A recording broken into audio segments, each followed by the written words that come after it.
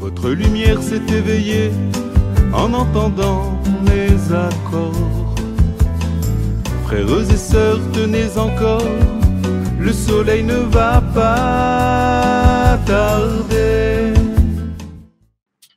Comme c'est pas que nous, c'est-à-dire que en fait, ce bien qui est en nous, il pousse à sortir. Vous voyez, Yosef, Hachem, il lui a dit, va voir où sont tes frères. Va voir où sont tes frères. Ok, il part. Il lui a dit, va à Shrem. Maintenant, Shrem, c'était l'endroit de Yosef. La ville de Shrem, où il a enterré Yosef. En fait, Yaakov, il lui a fait cadeau à Yosef, la ville de Shrem. Et qu'est-ce que ça veut dire qu'il a fait cadeau? C'est-à-dire que lui, ses frères, ils représentaient tous les tzadikim qu'il y avait dans la génération, que Yosef, il devait les ramener, leur faire tchouva à ces tzadikim-là. C'était ses frères et tout, mais ils avaient des choses encore à arranger. Lui, c'était le tzadik de la génération, mais ses frères, ils avaient des choses à arranger. Alors son père lui a dit, tu vas jusqu'à Shrem. Lui, il est arrivé à Shrem, il a dit, où sont mes frères? Alors il dit, voilà, ils sont partis à Dothan. Alors il a été à Dothan. Dès qu'il a quitté Shrem pour aller à Dothan, il est rentré dans l'œil. C'est fini. Il a perdu son pouvoir. Il ne pouvait plus dominer le mauvais œil. Donc, normalement, ils devaient le tuer. Il a eu un miracle qu'ils ne l'ont pas tué, qu'ils l'ont laissé et qu'après, tout ce qu'il a passé après, c'est rien que pour ça. Parce qu'il a dépassé, comme on dit, la dose prescrite, c'est-à-dire il a dépassé ses limites. Son pouvoir, il est arrivé jusqu'à Shrem. Son père lui a dit, va voir à Shrem, qu'est-ce qu'ils font tes frères? Il est arrivé à Shrem, il a trouvé personne, il devait rentrer à la maison. Il dit, voilà, j'ai été, je ne les ai pas trouvés, c'est tout. Ça continue à rouler, l'affaire, elle continue à rouler, et peut-être ses frères, ils auraient eu ce qu'ils auraient eu là-bas, ils auraient fait tchouva, ils auraient vu des trucs, etc. Les choses, elles seraient passées complètement autrement. Maintenant, il a voulu aller à plus que Shrem. Le mauvais œil l'a pris. Maintenant, chacun, nous, c'est la même chose. Chacun d'entre nous, c'est la même chose. C'est-à-dire de faire attention que ce qu'il y a en nous, le cacher, pas trop, et pas trop révéler, pas trop cacher, et entretenir. Alors, Rabbi Nachman, il te dit, regarde, tu te lèves la nuit. Chatzot, c'est quoi? Chatzot, c'est un moment que Béhémet, c'est un moment qui n'existe pas dans le temps. La Nekuda de Chatzot, c'est-à-dire de minuit, elle n'existe pas dans le temps. C'est un moment qui n'existe pas. Il n'est pas dans le temps de ce monde.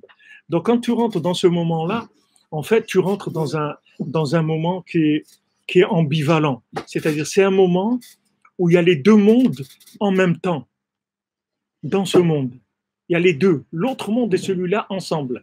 Et la preuve de ça, c'est la halakha. Si vous voyez écrit dans la halakha, ceux qui disent que on compte 6 heures après la sortie des étoiles. Disons à Paris aujourd'hui, c'est 19h15 la sortie des étoiles.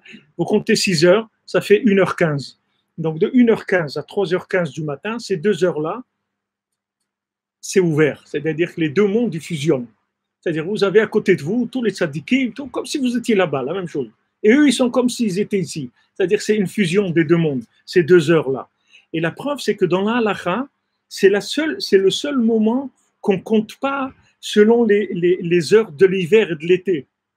On ne tient pas compte si c'est l'été ou l'hiver. C'est 6 heures de la montre. C'est-à-dire c'est 360 minutes.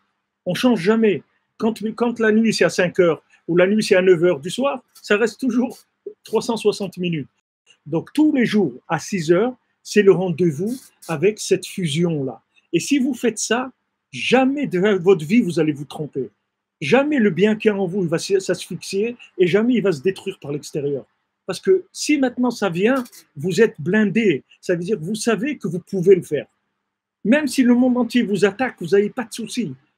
Non, toi tu ne sais pas ce que tu fais. Mais quand tu vois le mauvais œil, alors tu vois, oh, tu dis, oh, mais c'est ça que je suis en train de faire.